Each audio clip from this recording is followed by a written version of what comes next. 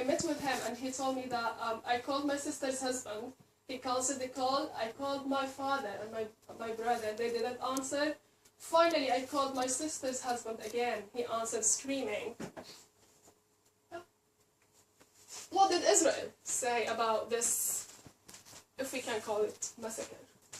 So in April, Israel's military advocate general ruled against the investigation of the attack. So the family has asked some of the international organization, including Amnesty International, to investigate about this crime.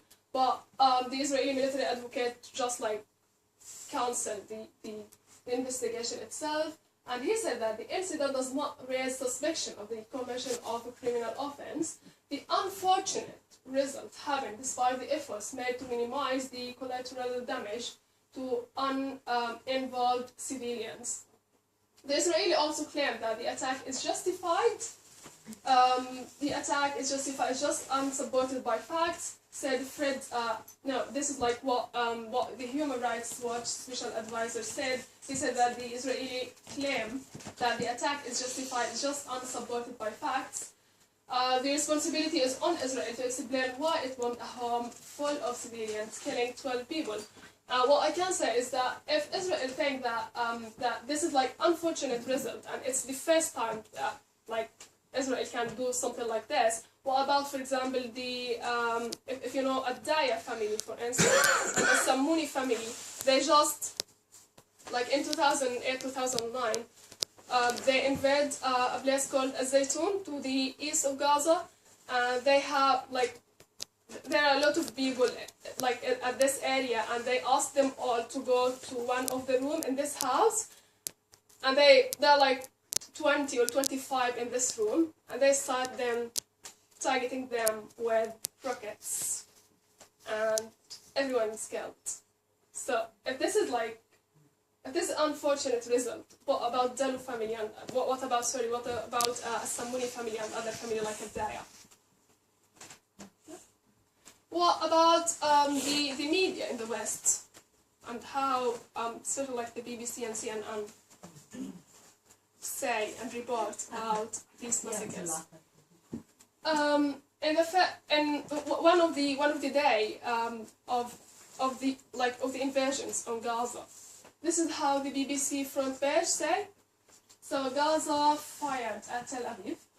Palestinian militants target Tel Aviv with fire from the Gaza Strip, while Israeli authorities call up 30,000 reservists. Israeli Gaza rockets problem. Hamas targets our children determined to follow path of jihad. And UK head criticized Hamas, life on hold in Israel, conflict test for changed Egypt. Nothing about a Samuni family, nothing about... I remember this, it was when a Dalu family has been targeted. And there was no one injured at that time in Israel. So, I don't know how BBC thinks, I don't know how CNN thinks, and all these mainstream media in the West think about the Palestinian issue. So, yeah.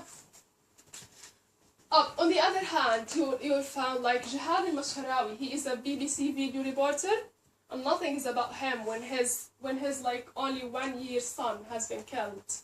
Yeah, that's good. Yeah, so in a way or another, this one year old child, he can't target Israel with rockets. Or can he? He will not, and he could not actually. Nothing about Khadir al-Zahar, who has been targeted and his leg has been. So I don't know what to say. Yeah. Nothing. What about the deputy foreign minister Dani Ayalon, the Israeli deputy minister?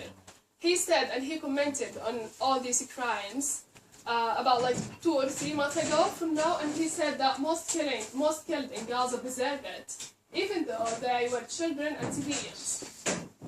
And you can actually there is a report about this in Electronic Intifada. If you know Electronic Intifada, it's an amazing website actually, and it reports everything happened in Palestine.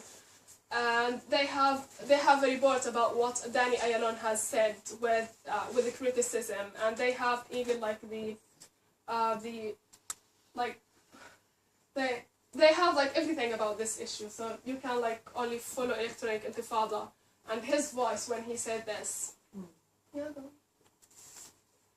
So the one other point, which is important also to say, is the romantic life in Gaza under candles. So this is how Gaza looks like recently, because we only have 8 hours a day of electricity, and it comes like 2 months ago. It's only like it only was 4 hours a day of electricity. So this is one of the photos that have been captured 2 months ago in Gaza night. So darkness. This is what my friend has written about this issue and how she feels as a Gazan. So she said that now we only get to enjoy electricity for 6 hours a day.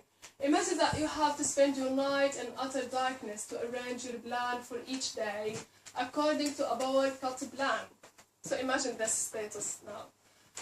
Or to force yourself in a bed as there is nothing you can do other than to sit in the dark.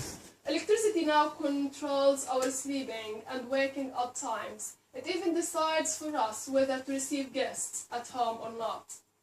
And I think the electricity crisis seems to be moving from bad to worse, never better.